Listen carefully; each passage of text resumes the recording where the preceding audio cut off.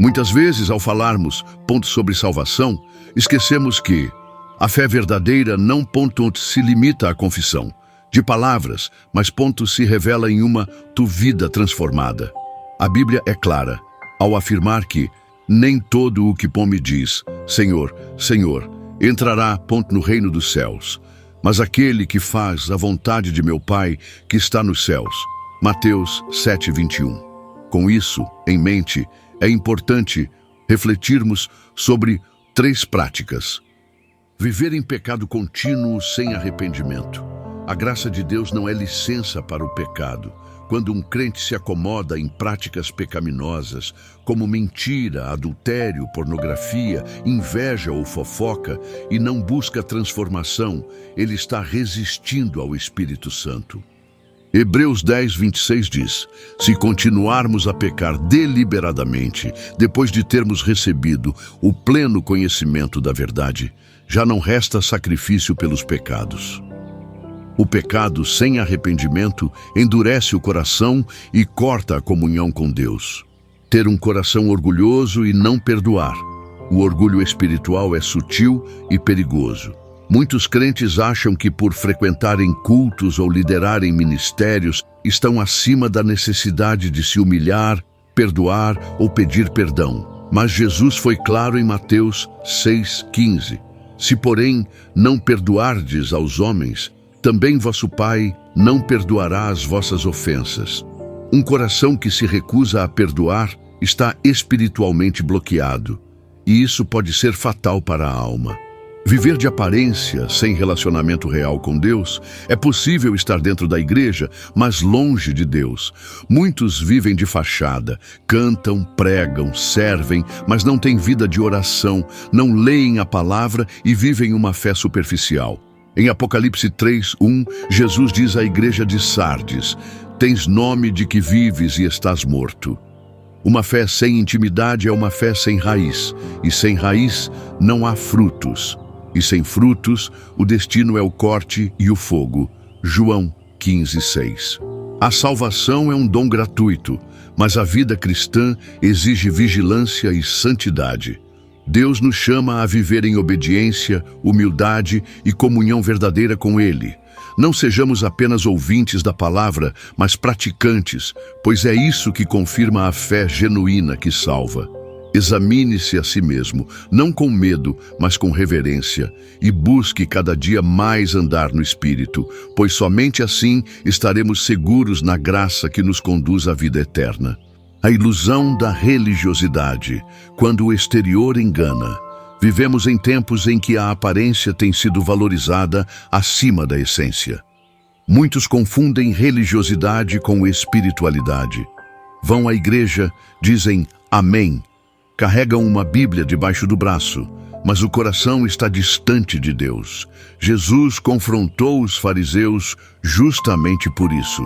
Este povo me honra com os lábios, mas o seu coração está longe de mim. Mateus 15:8. Deus não se impressiona com rituais, mas com um coração quebrantado. O inferno não será povoado apenas por ateus e ímpios declarados, mas também por religiosos que nunca nasceram de novo. O engano da autojustificação. Outro erro perigoso é confiar na própria justiça. Quando um crente começa a comparar suas boas obras com as falhas dos outros, ele se esquece de que a salvação não é por mérito, mas pela graça. Isaías 64:6 diz que todas as nossas justiças são como trapo de imundícia. A parábola do fariseu e do publicano em Lucas 18 ilustra isso. Um se achava justo demais para se arrepender. O outro reconheceu sua miséria e clamou por misericórdia. Só um deles foi justificado diante de Deus.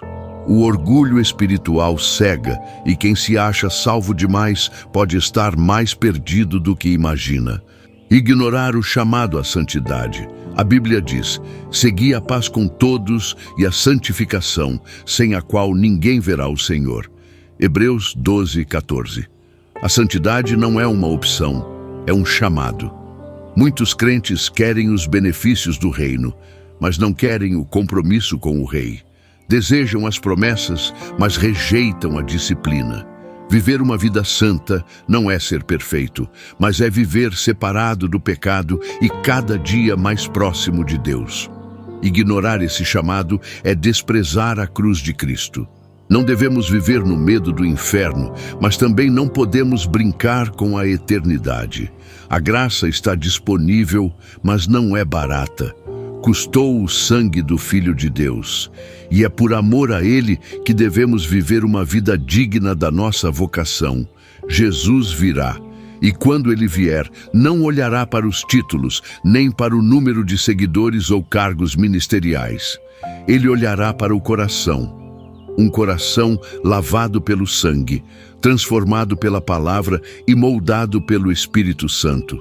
Se hoje você percebe que alguma dessas práticas estão presentes em sua vida, não endureça o coração.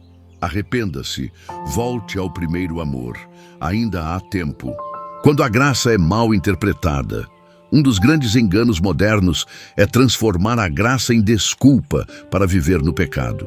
Mas a verdadeira graça não encobre o pecado. Ela transforma o pecador. Paulo, escrevendo aos Romanos, perguntou: havemos de permanecer no pecado para que seja a graça mais abundante? De modo nenhum. Romanos 6, 1, 2. A graça não é uma permissão para viver como se Deus fosse cego. Ela é um chamado à mudança. Quando um crente usa a misericórdia de Deus como desculpa para continuar errando, ele está zombando da cruz. Consciência cauterizada, o perigo da indiferença. Outro sinal de que um crente está em perigo espiritual é quando ele já não sente mais culpa por pecar. A consciência cauterizada é resultado de repetidas desobediências. Paulo falou sobre isso em 1 Timóteo 4:2, descrevendo pessoas cuja consciência está cauterizada.